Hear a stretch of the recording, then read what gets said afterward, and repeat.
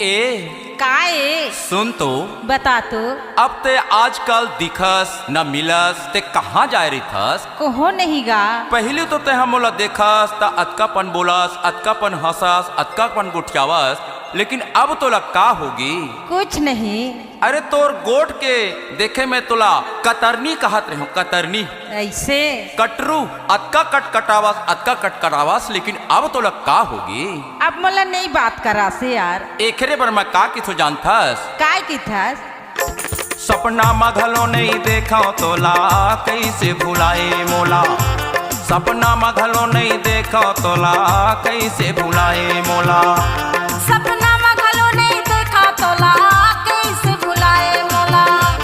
सपना मघलो नहीं देखा तोला कैसे भुलाए मोला।